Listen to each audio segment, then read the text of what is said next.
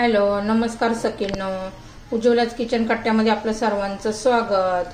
तर हे आपण आज ना केळाची एक नवीन रेसिपी पाहणार आहोत. त्यासाठी हे मोठी मोठी केळ आहेत, मी 2 घेतलेली आहे. ते आता आपण थोडी उकडून घेऊया 10 मिनिटं. त्याच्यावर आता मी झाकण ठेवून उकडून घेतेय. हे आता आपण झाकण काढून घेऊया.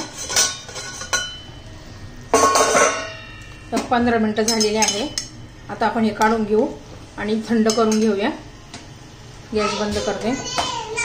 हे 15 मिनिटं आपण केळ उकडून घेतल्यानंतर थंड करून घेतलेले आहे. आता ते सोलून घेऊया आपण.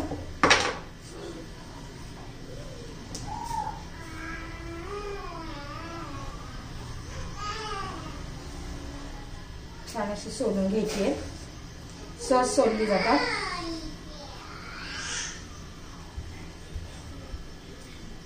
दोन्ही केळ मी सोलून घेतेय.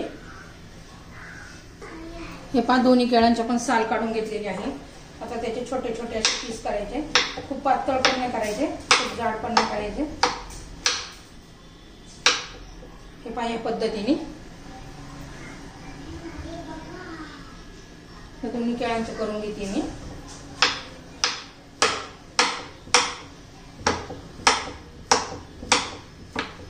छान अशी याची रेसिपी आपली तयार होते.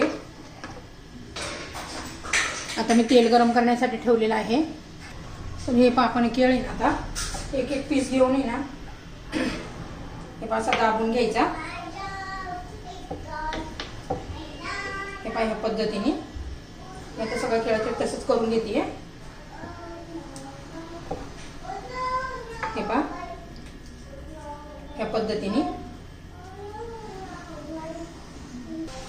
मी हे बाकीचे दाबून घेतलेले आहेत. आता आपण तळून घेऊया. तर सोडून घ्यायचे. मध्यम गॅसवर एकदम खरपूस असे कुरकुरीत होतील या पद्धतीने तळून घ्यायचे. हे उपवासाला पण चालतात, तसे पण खायला खूप छान लागतात.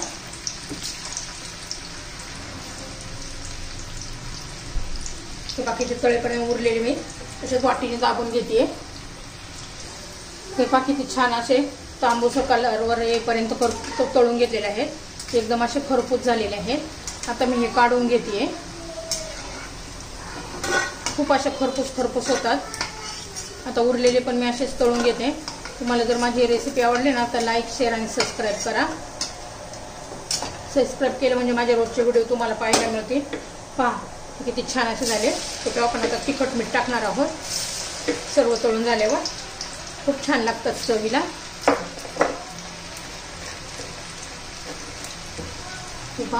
एकदम किती छान असे झालेले आहेत. हे दुसरी पण गॅस आपली तळून झालेली आहे. मी आता काढून घेते.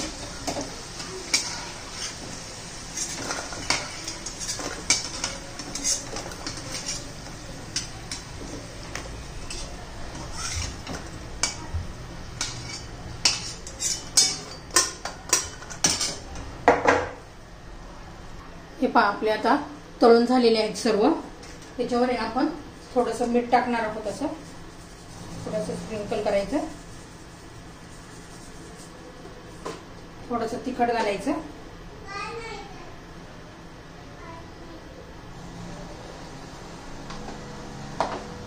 आणि असं करून घ्यायचं.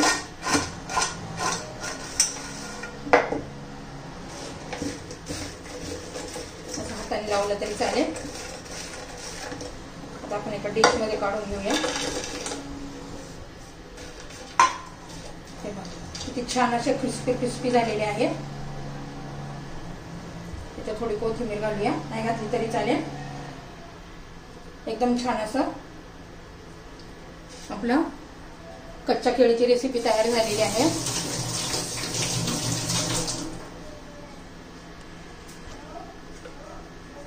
हे एकदम टेस्टी अशी. एकदा करून पहा. आवडलं तर लाईक, शेअर आणि सबस्क्राईब करा.